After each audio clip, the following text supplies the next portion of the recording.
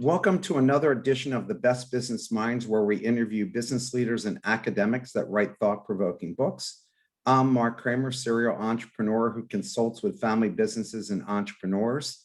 Today, we have an expert on commercial real estate that's going to be talking about what's happened in the past year, how you can go and take advantage of it.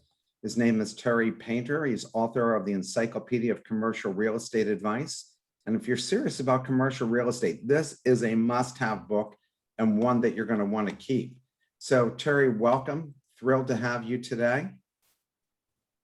Good to be with you, Mark. So Terry, give us a little bit about your background before we go into the book, and also tell us, why did you write this book? Well, it's interesting. Okay, well, most real estate people who write books come from the investing world, where they owned lots of shopping centers, apartment buildings, and so on. I've invested in all kinds of real estate, but my background is that for the last 24 years, I've been a mortgage banker and a commercial mortgage broker. So, and I've just financed hundreds of different types of properties, and I love it. I'm the type of person that when Monday comes around, I can't wait for that to happen, because I can't wait for the weekends to get over so I can get back to work, which is very annoying to my wife. So, yeah. I hear you.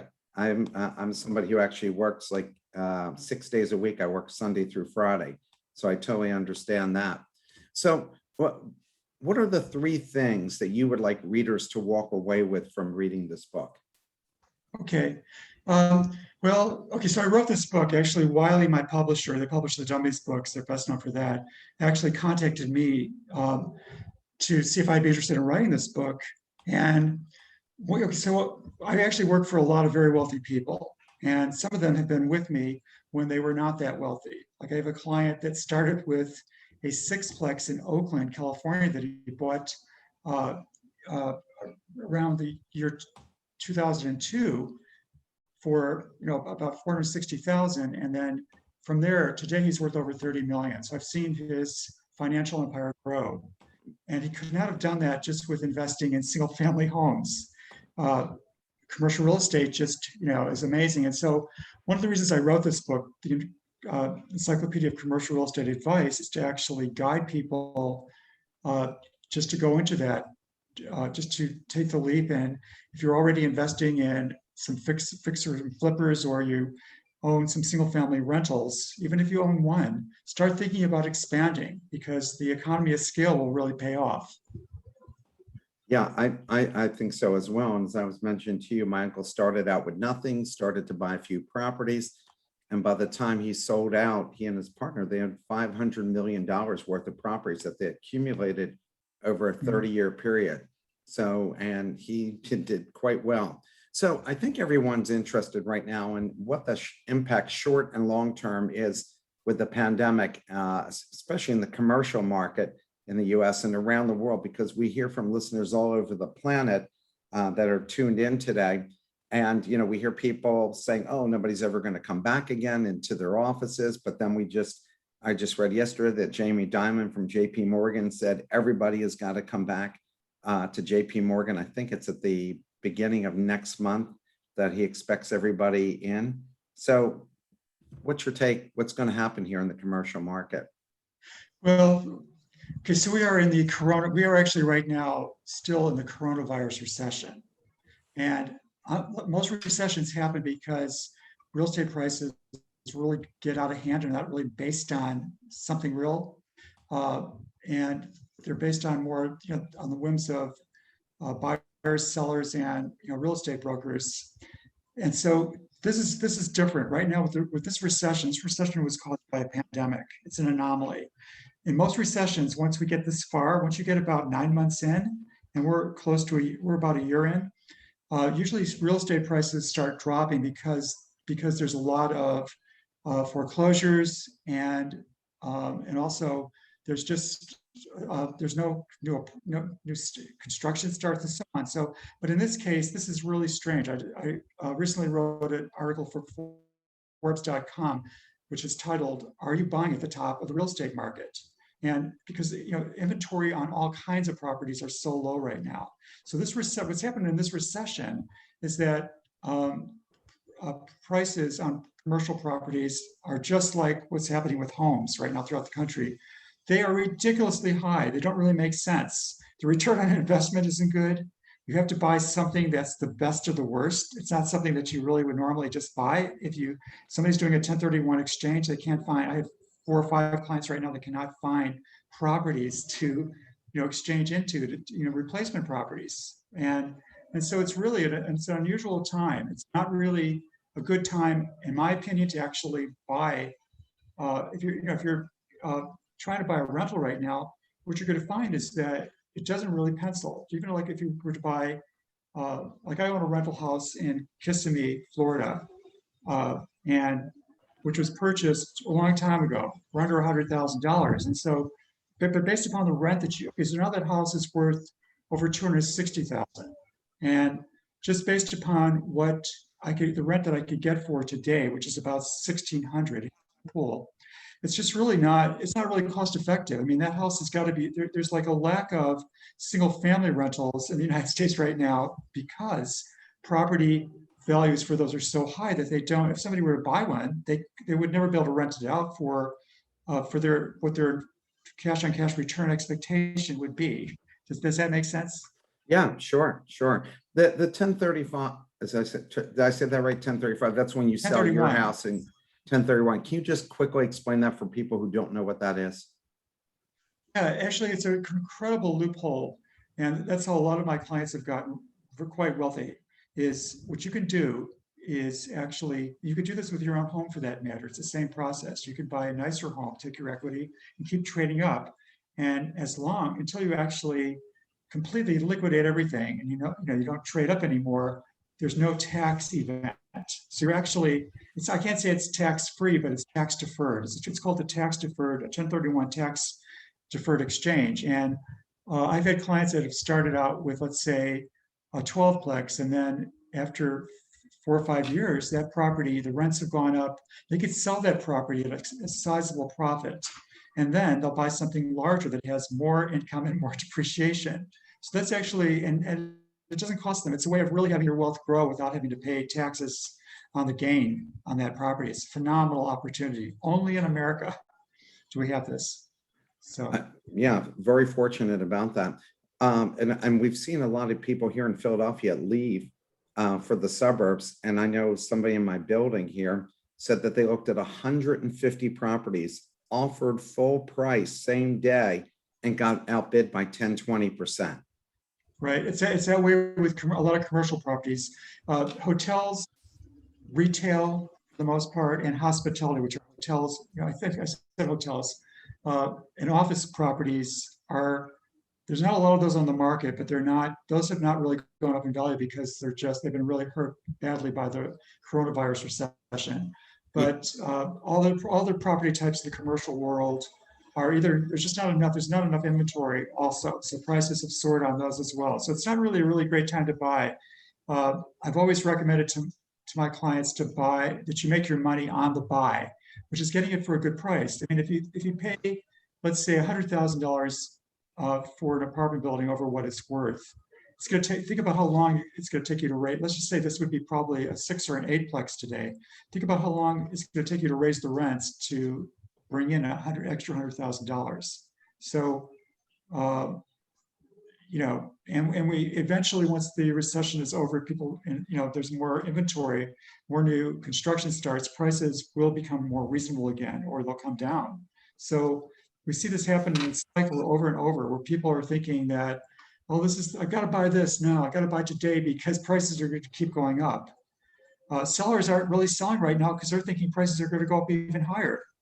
What they're waiting, or they're going to, you're going to get this ridiculous bidding process where you're going to end, if you're buying an income property, you've got to think about it as a business based upon what it's earning. And it's like if you were buying, like, let's just say, a company that was actually manufacturing jewelry, let's just say earrings, you would buy that company based upon its annual earnings, verified on tax returns. You're not going to buy it just because there's because there's just so few properties of that businesses of that type being sold right now, you're going to pay more for it. You got to think of real estate in the same way. We have a question here from somebody from the audience. I'm purchasing a small industrial flex space property with 3 tenants with long-term leases yielding 12% return. Does Terry think that we are overpaying? Oh, absolutely not. Oh, absolutely not. Those are some of the most difficult. Okay, we find my clients looking for those types of properties, and they're really hard to find. And there's some of the most golden opportunities in commercial real estate. Why? Because these tenants their businesses are located there. They take care. They really take care of the property, and even if they come upon hard times, if their business was even affected by this recession we're in, they're still going to pay their rent because they know they can't find another industrial space like that. So that's really, those are some of the best performing properties today. Actually getting a 12% return, I'm assuming if you're talking about a cash on cash return, that's based upon just the income from operations, based upon what your down payment is. And that's really outstanding today, right, in this market. So, and you'll be able to put in annual rent increases, and it sounds like a really great opportunity. Excellent, excellent. I bought into a storage facility last year with a group of other investors, and I kind of liked it because even the downside, if they were for what we bought it for, even if we were only 55% occupied, we still made money, but we were 95% occupied. Well, and I like storage facilities. Yeah, I point out in my book actually that for the newbie, people who are just getting into commercial real estate, that is a really good property type to buy because it actually cash flows very nicely. Most of them do at under 85% occupancy, where almost any other type of commercial property is considered distressed. It's at 85% occupancy or lower, but not self-storage. And they're really easy to maintain. All you have to do if somebody moves out is sweep it out. It's not like an apartment Yes, where you have repaint it. Yeah. repaint it, make it ready, replace floor coverings and damage to this and damage to that. It's a really great property type. The downside on self-storage is just that sometimes if you're in a town where where the city's not mandating fewer of those, then somebody can put in one right next door or close by. They're going to undercut their rents. They take a long time to fill when they're new. So they're going to really undercut their rents, and they're going to take tenants from you to begin with. So that's like the downside. But otherwise, they do well during good times and bad. People during a recession move into apartments, and they have all their stuff. They have to go to self-storage. And even during good times, self-storage does great too. So in the book, I wanted to know, what did you mean when you were asking the question, who are you when buying a commercial property? What do you mean by that? Yeah, I assure you, nobody else in my line of work or writing a book like this would ever ask that question. But I've worked, okay, so I've done a lot of seminar teaching, working with real estate professionals and just newbie real estate investors. And a lot of them just go off on a tangent. They're looking for the best return. They don't really think about who they are. And what I found over the past 24 years is that knowing who you are as a real estate investor is the most important thing. How is this investment going to change your life? Number one. Okay, so people think, well, I'm just going to invest in like this 12-plex and I'm going to manage it myself. But the question is, do you have the time? Are you already working a full-time job? Is your spouse and kids already complaining that they don't have enough time with you? So it's really about thinking about what your goals are for this property. Are you buying it? It's also about that. Are you buying this to fix and flip? Are you buying it as a long-term for retirement and so on? But it's really knowing your goals and also knowing how the property is going to affect your lifestyle. And that's what, and otherwise, in my book, I tell the story about one of my clients who felt like she was internet dating. It's a funny story. When she was decided to move in, she sold 4 rental properties. She owned them almost free and clear. She decided she was going to move into commercial in Syracuse, New York, and buy an apartment complex. But she went, she just kept thing. That didn't work out. So then she went to a small strip mall. Then she went to self-storage, and she kept flipping around, not realizing that she really needed to find something, decide, are you gonna, deciding to buy something closer to home or out of state. This is all part of deciding who you are. Do you want, people, this is not necessarily, investing in real estate is not a get rich quick, easy scheme. It takes work. It's a business. So I have a question from the audience. How transferable the knowledge that you have shared in your book is to other commercial property markets in other countries? that's a really good question. And I'm going to be very honest and tell you that I really don't know the answer to that. And I'll tell you why. In America, it's just, I would say Canada for sure is progressive in some of the same ways. But in America, there's just so much encouragement for investing in real estate and making money from that. And they give you tax advantages and so on.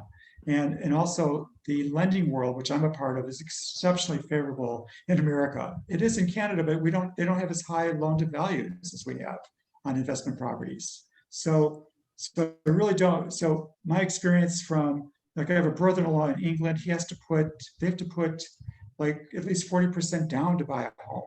50% is more than could be even the norm. Same in the Netherlands, a lot of places in Europe. So I bought a home in Panama, and now this was 20 years ago, and we rented it out. And the hard part was coming up with somebody who would loan you the money. So I wasn't a citizen of Panama, and they wouldn't loan it to me. And luckily for me, I worked for bankers, I had bankers as clients, like CEOs of banks.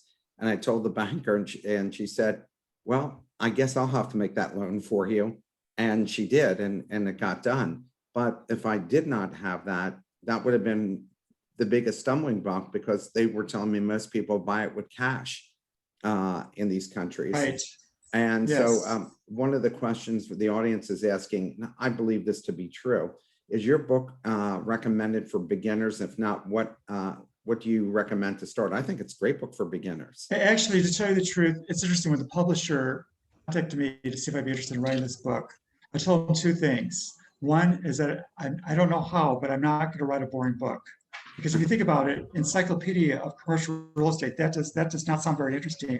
The other thing too is that I've actually really worked over the years. I kind of fell into it, actually training new people into getting into commercial real estate. I have one of my best buddies wrote the book Commercial Real Estate for Dummies, and that's an excellent one for just starting out. Mine is just, we laugh about who wrote the best book for commercial real estate, but he has a mentoring business. That's what he does for a living, is he coaches and mentors new people into getting into it. But I told the publisher also, okay, well, because they were looking for somebody to write this for real estate professionals, for colleges and universities and so on. I said, well, if I'm going to write this, I'm going to encourage new people to get into it, because what I don't like is that so many of my clients are filthy rich. I would say about a fourth of them inherited money to get that way in commercial real estate. And the rest have had to work their way up, but I've seen how they've grown. And they've started with something rather small, like a single family home or a duplex or something, but they've moved up into commercial real estate. And commercial real estate has the same basic principles of any investment property. The only thing of it is it has much greater payoffs, and you just get rich faster with commercial real estate. So yes, I would encourage you to get my book, because it's really written. People say that it's just fun to read. I tell a lot of stories for my clients, and it's designed to actually encourage people. I think it's an easy read, and it literally covers everything from my own experience of investing in different types of real estate. Could you please share the 7 top character traits of experienced commercial real estate investors? Yeah, okay, sure. Yeah, what I have to do, the very first one is just really having confidence in and being unstoppable. In 2004, I made a loan to an LAPD police officer. It's a Los Angeles police officer. Okay. And she calls me and says she wants to buy this property in Wichita, Kansas. So I said, well, how much is it? She said 6.8 million. And I said, well, it's close to it's like 160 unit apartment complex. I said, well, if you how much did you have to put down? She said 160,000. So I tried to tell her that she didn't have the money or experience. I said, why don't you just buy it like a fourplex, which is what you could afford right now? And she said, please don't insult me. This is what I want to do. So she had taken a course called the Maui Millionaires, which trained her how that you could actually raise investors. And that was out of my wheelhouse back in those days. But what happened is that because she didn't know she couldn't do it, she raised, she brought in a really high net worth individual. There was an executive at Intel and her parents and a bunch of other investors, and she pulled it off. So she bought this property. So being unstoppable and having confidence, she just didn't know she couldn't do it. And that's definitely a plus. Another one is just being able to make the right choices at the beginning. A lot of people, I mean, we really learn from experience. And so if you don't have the experience, then you really want to bring in a mentor or partner that has that experience, because otherwise you could be making a lot of mistakes, and those are very costly in real estate. The third one is if you fall in love with the property, which a lot of people do, by the way, can you walk away from it after you do your due diligence? But there's this getting to know you in a relationship with a property. It's very much like dating. We're gonna, if you're looking for a potential spouse even. And what happens is that people fall in love at first sight. And I have a lot of clients that do that. I don't get to do that because I'm looking at the numbers. I'm a numbers person. So if you find out that the investment is not what you think it is, then are you willing to move on? Another one is, buying close to home. If you're starting out, it's much better. And experienced experienced property investors know this. Why do they buy closer to home to begin with? Because they know the property values. They have their experienced team. They have contractors that they can work with if the property needs work. They have experienced real estate professionals and so on, and they have lenders that can help them too. Actually having experience in that property type or getting experience is really important. Another one is knowing what your value add strategies are going to be at the beginning. What's really amazing is that a lot of property owners of income property actually just get burnt out, or they're just older and they don't realize that their rents are under market. And if they just make these changes, and since you're an entrepreneur, Mark, you can relate to this, but this is an entrepreneurial endeavor. So just looking at the property and getting excited about what you could do to make it better. Maybe you just have to put in new floor coverings, give it a new coat of paint, give it a new name, some new branding. Knowing what your value adds are going to be at the beginning is really important. And then lastly, just knowing what your risk level is. And unfortunately, a lot of people don't go into buying commercial real estate or investment property knowing that. I've had clients that have bought 1 to 2 rental properties and have made a mistake because they really paid too much for the property for what its potential rent could be. And so that they still, when they've sold the property, they've generally made money on appreciation. So that's the saving grace. I think that also, at least this is my own view of this, is if you're buying residential property, it'd be really good if you're handy. I am not the least bit handy, and so I have to have other people do everything for you. Yeah. What do you think about that? Yeah. Okay. So yeah, that's really good. So if you're buying a single family home and you're going to improve it, it's not going to be that cost effective unless you get it at a really good price, which is not even possible right now, unless you could do some of the work yourself and do some of the repairs. What's great about going into making the leap and buying 6 units or more, or 5 units or more, which is where it becomes commercial real estate, or even 10 or 12 units or more, is that now you're the economy of scale and you could afford a property manager, and you could have the repairs and maintenance done for you and afford to do that. Jerry, don't you also have to take a look, because this is experience for me, and I didn't have this problem, but somebody else, a couple of people I know have had this problem, where somebody rents the property from them, at least in Pennsylvania. They pay them for the first month and they decide they're not going to pay them anymore. And they know it takes like 9 months to get them out. Meanwhile, you're on the hook to pay for that mortgage. Should you be looking at the laws in any jurisdiction, or are they all basically the same? Well, no, well, I would say more than jurisdiction. I would say, okay, I would say neighborhoods. Yeah. Okay, so the very best deals, I mean, the most cost, the properties that actually produce the most income are D quality properties. And I met my first D property when I went to visit a client that had a property in a very dangerous neighborhood in Cincinnati. And the only reason I knew that is when I pulled in with my rental car, there were about four teenagers that were rocking the suspension and just laughing at my shock and at what they were doing. The guy comes out, what it really came down to, what it really comes down to is that, as far as just to answer your question very directly, is that buying in a C-class neighborhood that has that's just where people are taking care of the units. You don't have like junk on the patios and the yards aren't brown and with the grass and so on. But you can see there's pride of their occupying that unit. That really makes a difference because otherwise, we have in my book I tell quite a few stories about this exact situation where clients of mine have actually bought properties that where the previous the seller actually just put anybody in so he could get the occupancy up so he could sell it.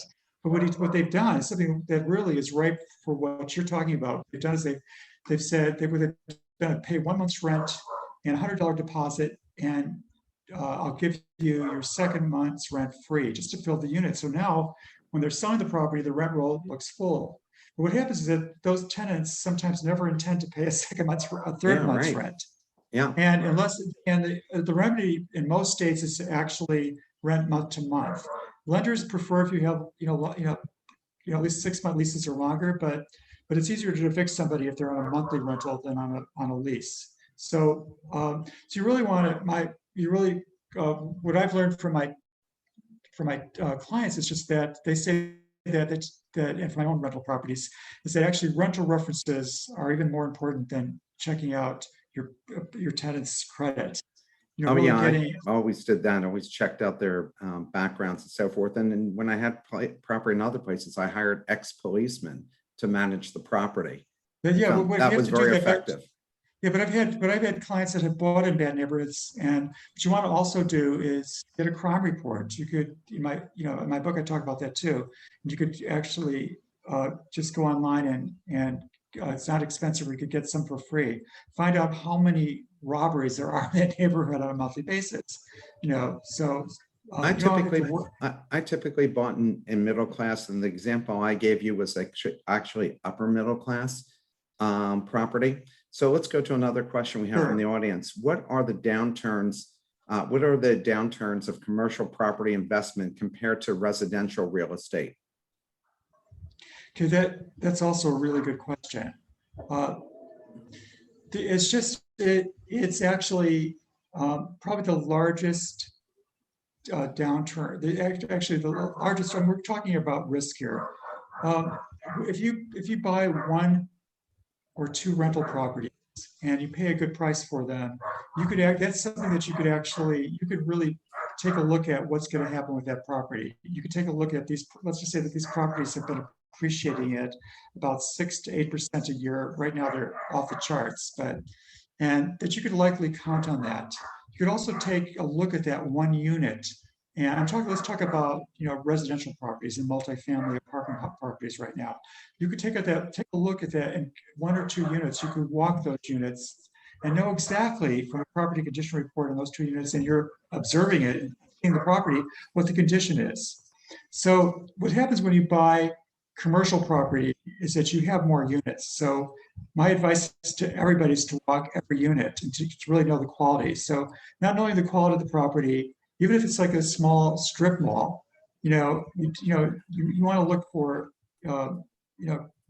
cracks in the driveway, leaks in the roofs, all these things that might not be visible right away to know the condition. But also, what you also want to do, because when you have many tenants, it's really difficult to know how many people on the rent roll are actually paying the rent.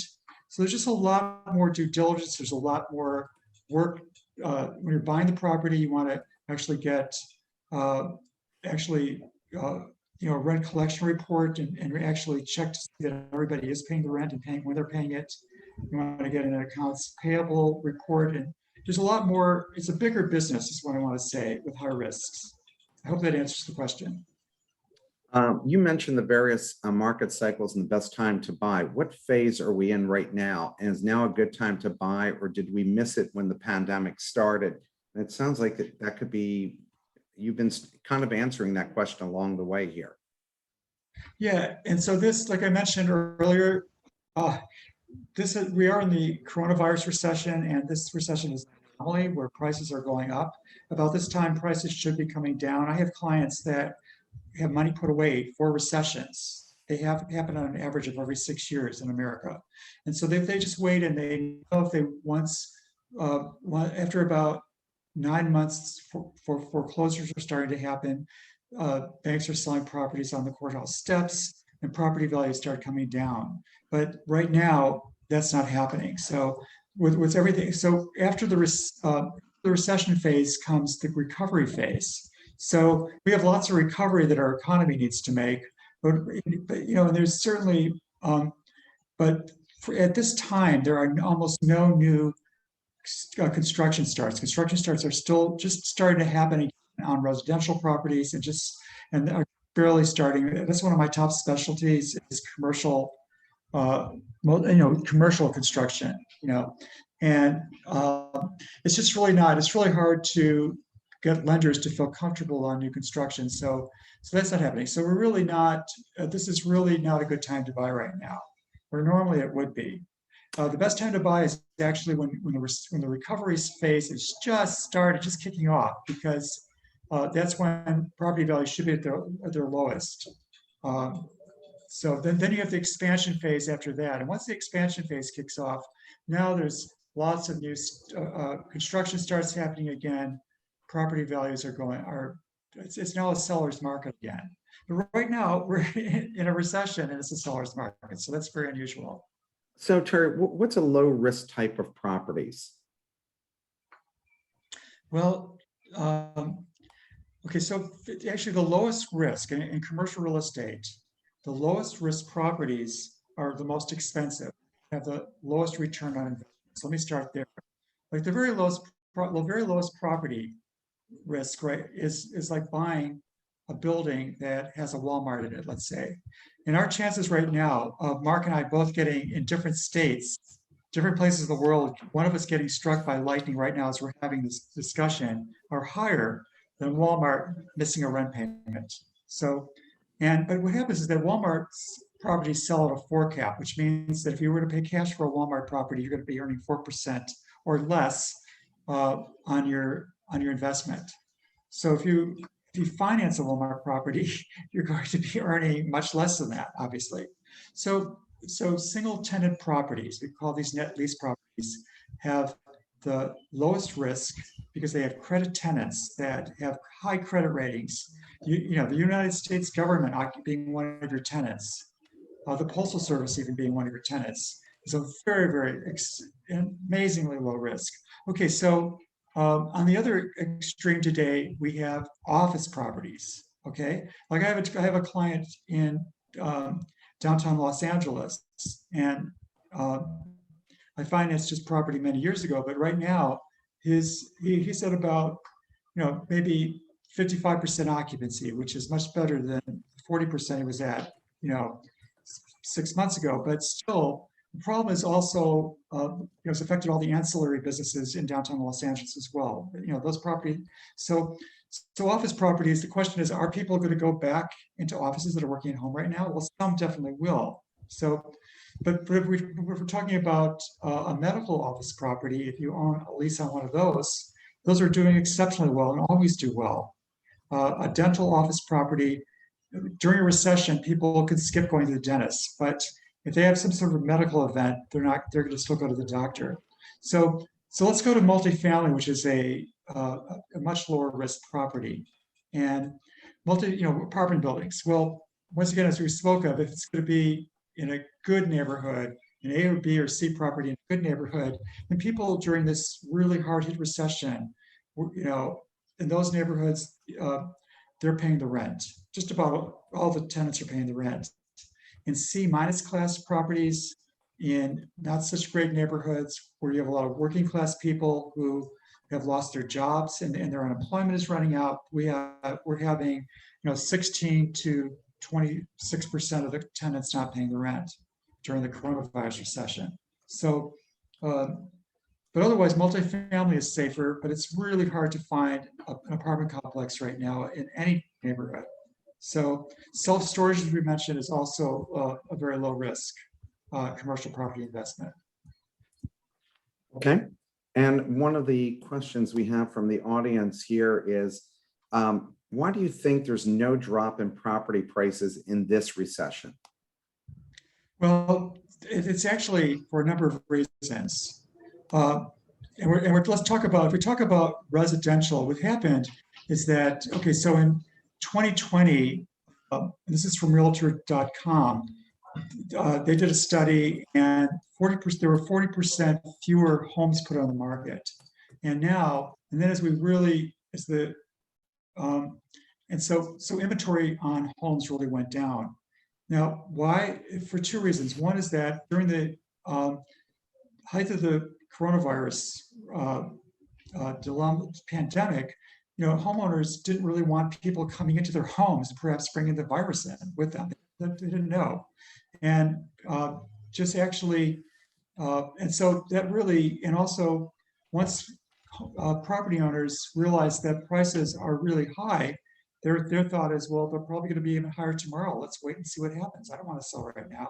So these are factors, but that have kept, and also not having any new, one of the things that keeps property values for just single family homes that are occupied by the owners, owner occupied, and rental properties of all types is construction starts. We have a lot of millennials that are now old enough. There were millennials, and they're now thinking about buying a home that they can't afford.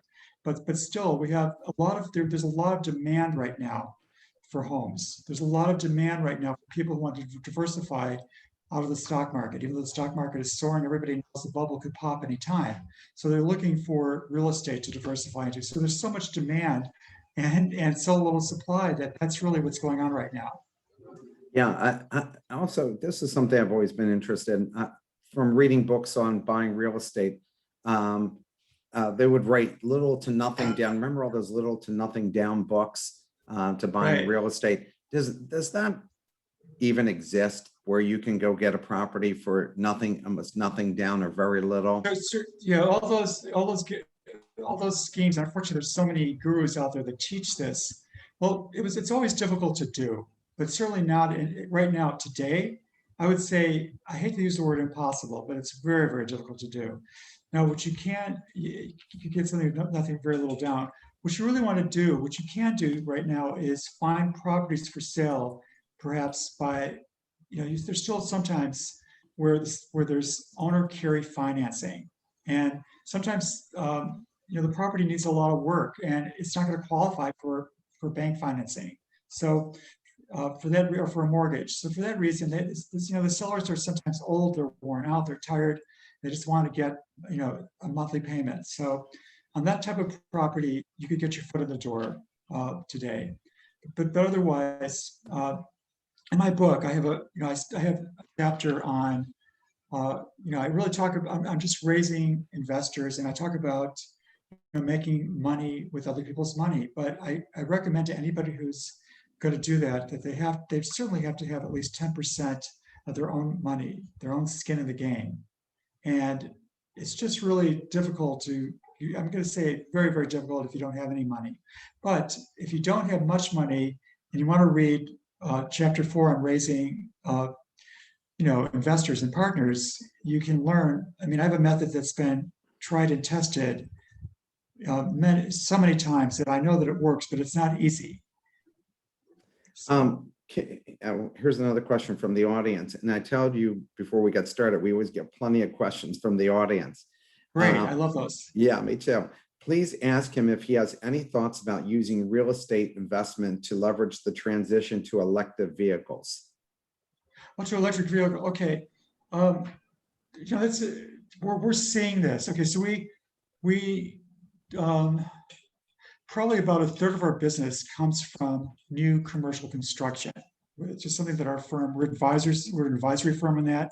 And we're seeing now that new apartment buildings in cities, some more progressive cities, uh, like Seattle and Portland, even though Portland, everybody knows that we're in a crisis there right now.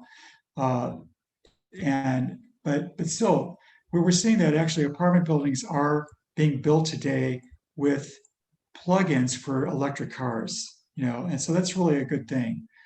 So actually, we're seeing we did a loan.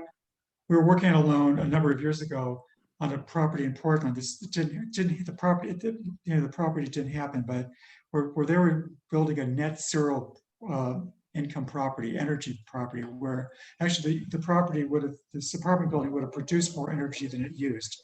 And they had plugins for, for automobiles, for electric cars in there. And I just thought it was a great, so this is part of our future. We're going to be seeing more of this. But right now, um, it's not, it takes, there's all kinds of grants out there. Yeah, Um, we're getting one in my building for yeah, $40,000. I think the and putting energy in the grants. infrastructure in is about 80,000. And so Yeah, we're saying states, we city, should and probably federal. grab Yeah, it now before, absolutely. yeah. So I will let the rest of my board know that you are suggesting we go forward with that. Are there any capital gains tax on commercial properties in the US? And if yes, what's the percentage of total growth? Yeah, okay. What's the percentage of what? Total growth. I mean, are they asking what the percentage of total tax is, or I don't I think understand what that's what total? they mean here.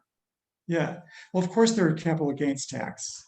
Uh, I believe it's around 24%, but I could be wrong about that. And that's probably changing under the Biden administration. So we'll have to see what that's going to Yeah, it take. actually, yeah, it very, very likely could be. Oh, So, what's the major due diligence mistakes investors make? okay. You write Well, about this in your book.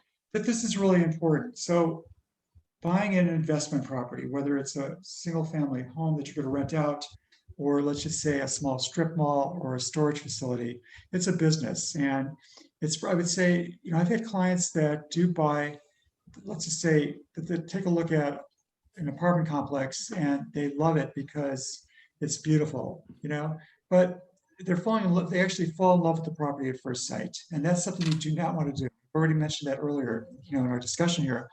But actually taking shortcuts on due diligence is what that leads to, where you just are going by your gut feeling. It's kind of like, how often do people meet somebody when they're dating, or they just fall in love at first sight, and they have this gut feeling, but as they get to know the person, or I hate to say that, if they do marry them down the road and the real you comes out, well, you want to get to know the real you with the property you're buying before you buy it.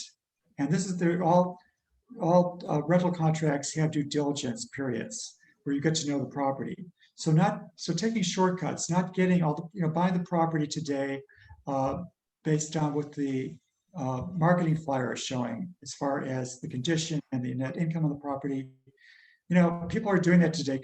They're getting away with it more now. Realtors are getting away with murder, so to speak, because because there's so few properties for sale. But what you want to do is always take a look. Don't buy a property based on, pro forma numbers, projected numbers. You want to buy the property based on actual.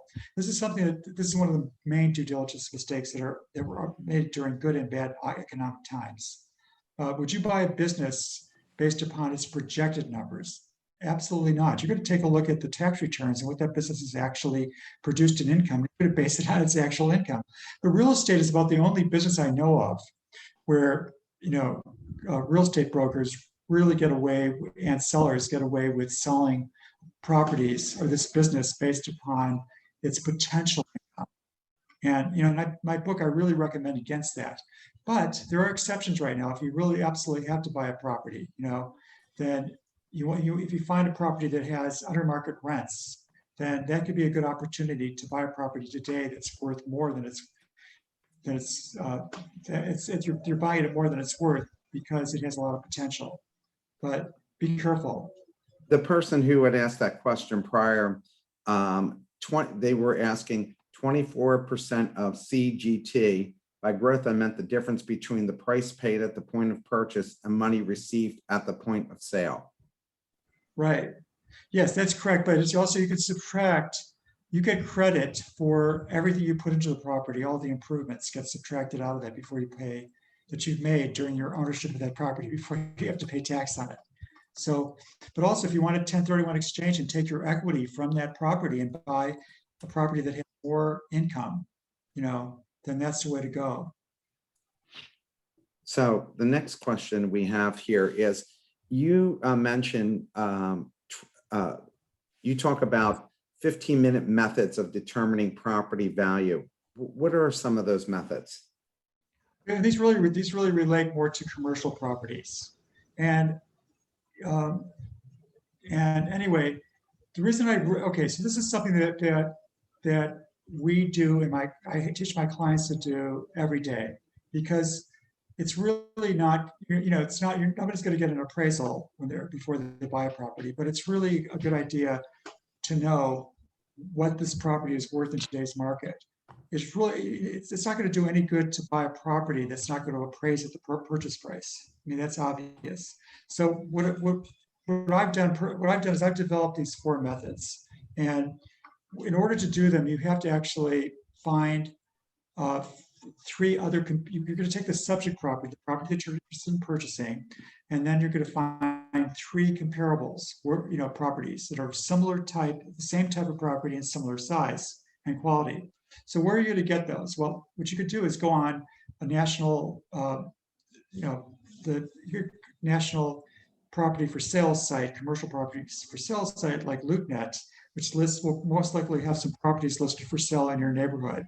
And so you're going to have to come up with these 3 comparables, or you could ask a commercial real estate broker for help, because they will definitely be able to come up with properties that have sold and properties that are for sale now on MLS, and help you with, because you need these 3 comparables. Okay, so now once you have your subject property and the 3 comparables, the first method is just taking a price per door. That's really simple.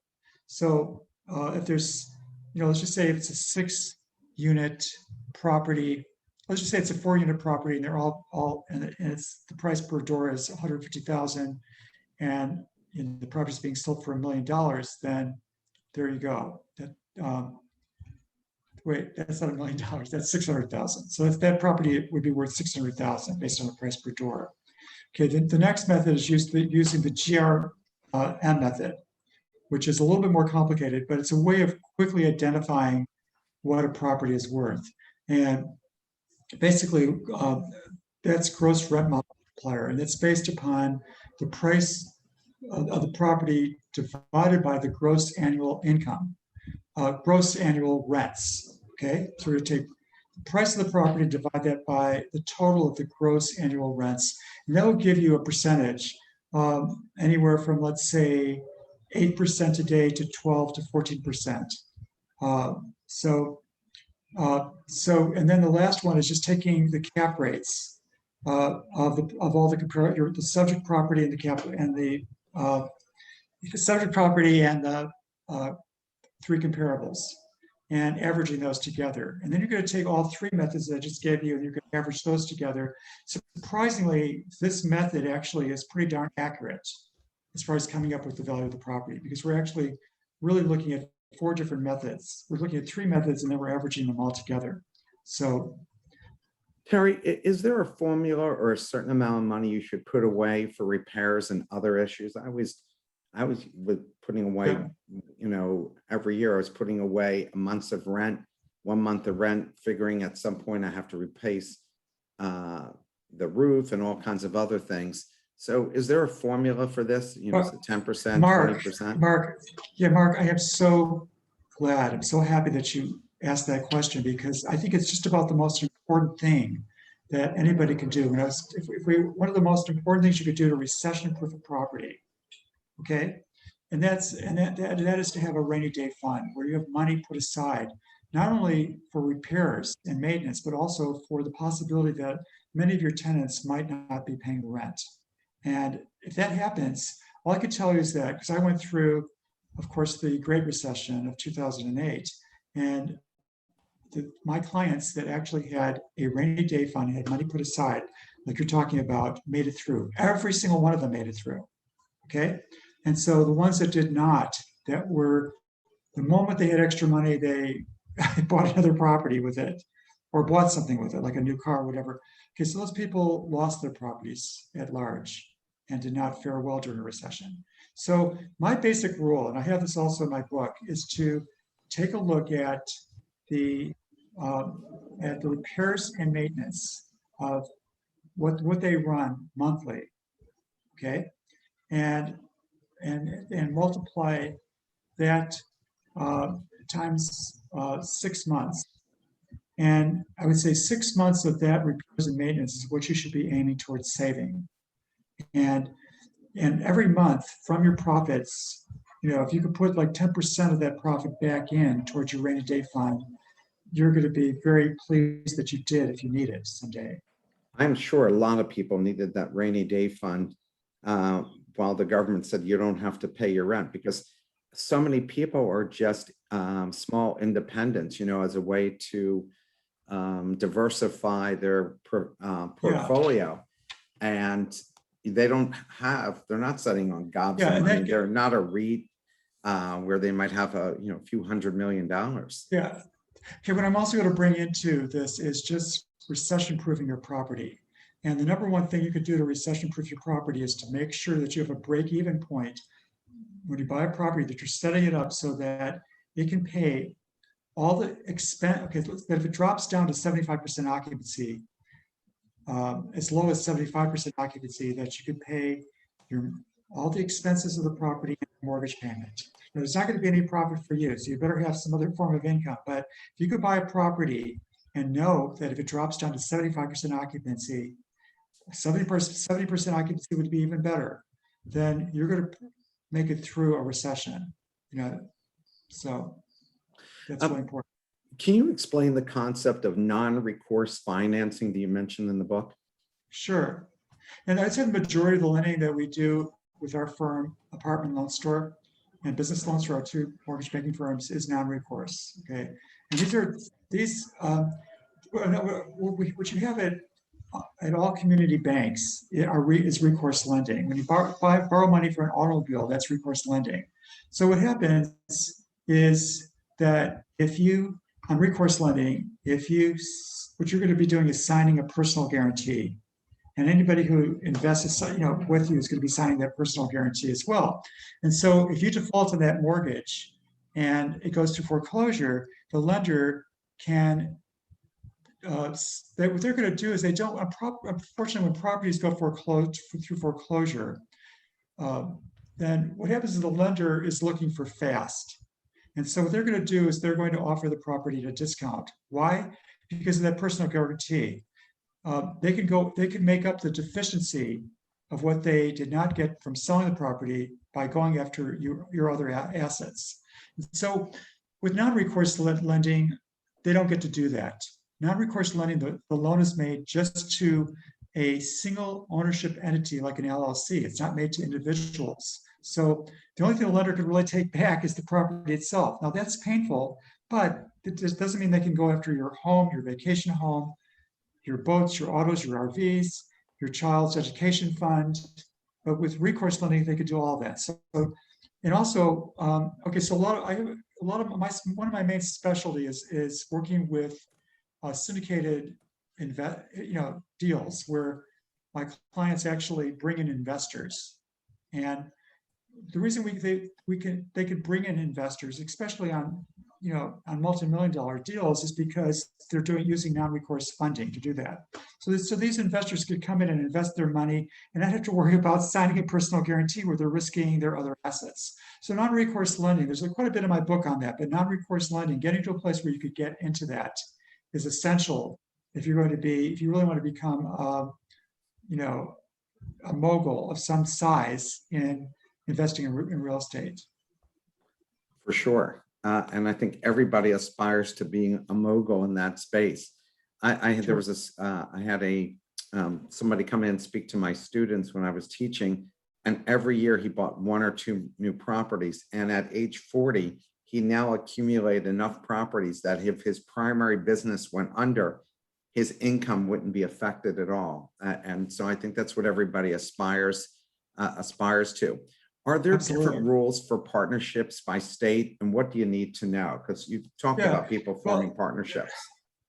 yeah, actually a lot. Okay, so there's 50 states, and there's no way that I can be. We are not allowed to give legal advice because we're not attorneys. But what I Yeah, can tell sure. you is that a lot of my clients, for the most part, uh, most uh, most of my clients own their properties today in a single asset entity, which is, let's just say, it's going to be a limited liability company, LLC, that just owns that one property.